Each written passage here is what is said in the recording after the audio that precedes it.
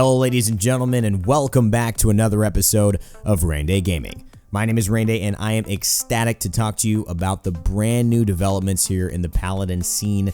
And before we do get started though, I want to assure everyone that more Smite content will be coming to the channel. It's not that I've just given up Smite, we're just in a lot of Paladins updates right now, and that's where my focus is for these videos. So stay aware, Smite will be coming back to the channel, A to Z, all of that good stuff will be present. But right now, today, it's time to talk about a very important change that has taken place in Paladins. Now that amazingly important change is the rise of a new meta. It is the start of a new dawn. This is the beginning. I can't figure out any more ways to say that, but something new is actually happening here in Paladins. We're seeing a potential rise in a new meta, and that meta is the healing meta, the healer meta, where healers are valued above all other types of champions. And by healers, I mean supports, those champions that are inherently gifted with the ability to heal. Healing has always been a very interesting and important mechanic in games, especially FPS shooters. You see a lot of popular shooters nowadays really kind of hinge on the fact that they have a successful healer on their team. If a competitive squad is trying to go up against another one, if that healer dies on the other team, pretty much that guarantees that the snowball will continue because they'll have no sustain. So healers oftentimes have played one of, if not the most important roles in an entire FPS lineup, and to be honest, kind of are the keystone of any real good team composition. So I want to talk about why this meta is coming forward for those who may not know or may not be aware of the history of what's been happening before, and also talk about, I think, some of the implications, maybe some of the penalties potentially of this, and some of the positives. There are three main factors that contribute to this potential new meta. One being, and I'll go in order, so we'll talk about the first one, then we'll talk about the second later before I tell you what it is. The first one being Grok. Grok has gotten a buff, and he has actually moved from, I believe it's 340 to 520 health per second healing on his totem,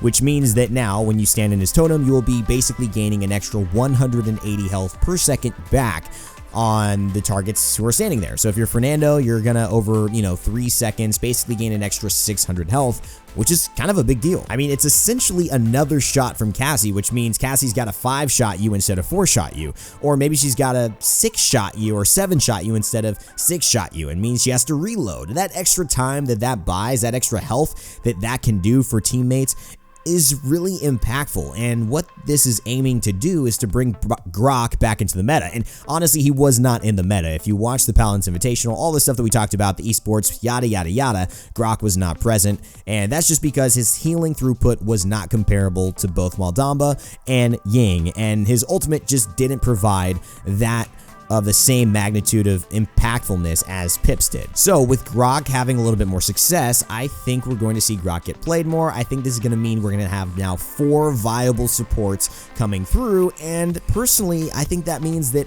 there's going to be a lot more consistent supports in games, whether it's your casuals, whether it's your ranks, whether it's your competitive matches. We're going to see, I think, a more consistent variety of supports coming through, and definitely a consistent theme of teams picking up a support each game. All right, so that's number one. Number two is a lot more intriguing. It's brand new, and with OB41, it could really change the impact healers have directly on your games. Now, healers were already being very valued, especially at the last tournament that we had, the Paladins Invitational. We saw 2 healers being picked up together, and as a caster who's been casting the high-level esports for the last 6 months of this game, it is very rare. I don't think I could recall many times that I've seen 2 healers together in an important lineup, but we saw that time and time again here at this final tournament, with both teams electing to go Maldamba and Pip together in their own right. It was almost like something they were looking to get, and that's just showing already, I think, the power of healers, and not only that, their crowd control with the slows, with the stuns, but really their ultimates as well. Healers have some of the best ultimates in the game, some of the most game-changing, fight-changing ultimates in the game. You talk about Dread Serpent, you talk about Evil Mojo, and I think that that's becoming very valued. So that's a perfect segue into the change coming in OB41 about healers' ultimates. Healers now will be getting ultimate charge for their effective healing onto their teammates. And what does that mean? What is effective healing? What's ultimate charge? Okay, hopefully you know what that is if you've played the game. But the truth is that when you're doing damage in Paladins, you gain these kind of extra stat bonuses that allow you to increase your obviously your bonus ultimate charge, and you're getting extra credits sometimes for doing more damage. For healers, what you're gaining now is essentially more ultimate charge for doing the job that you should be doing.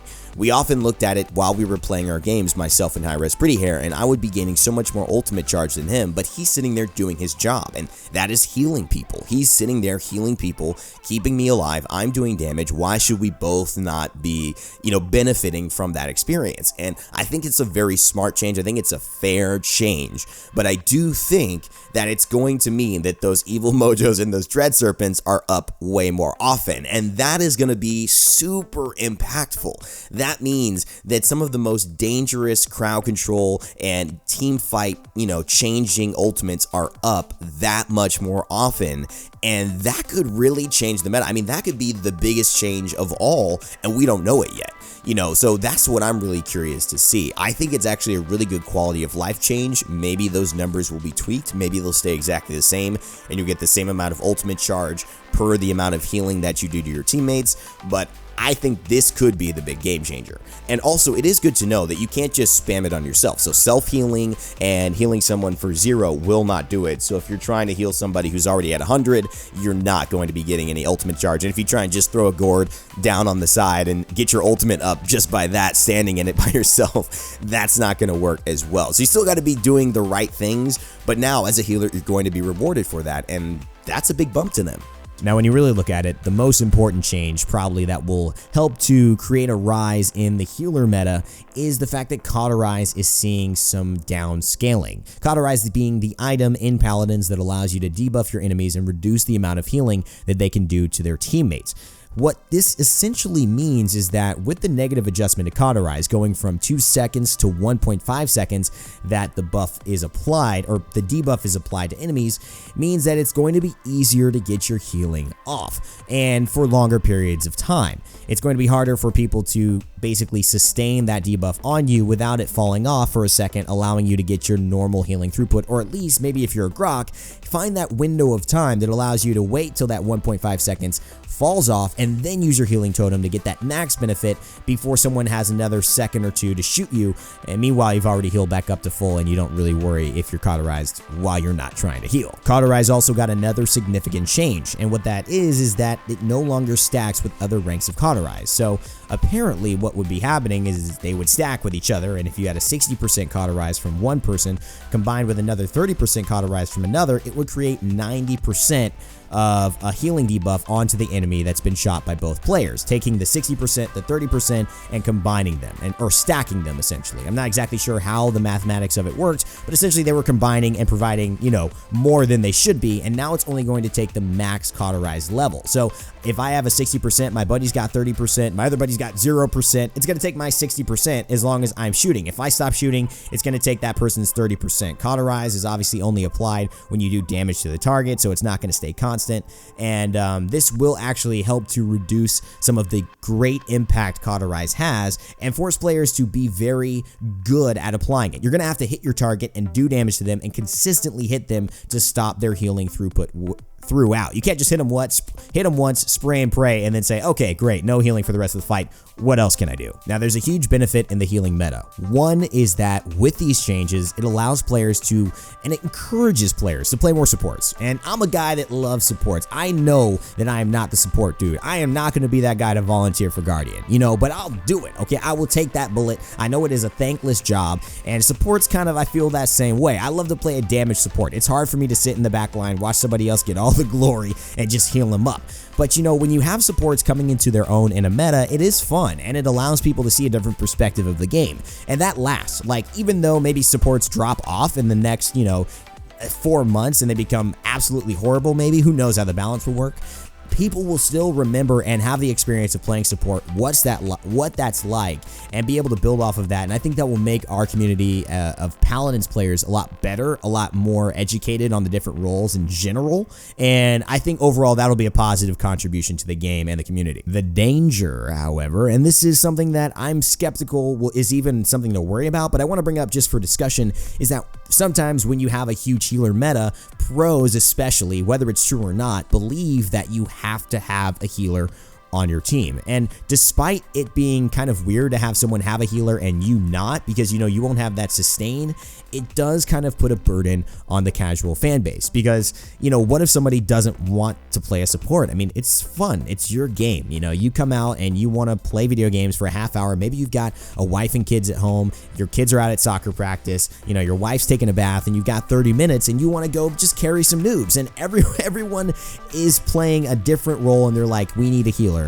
And if everyone rages at you for not picking a healer, when it's like, it's my one game, I want to go Androxus, I want to carry, I want to play a damage champion, heck, I'll even play a Makoa because I can hook people, but don't put me on a Grok right now. I cannot handle a Grok.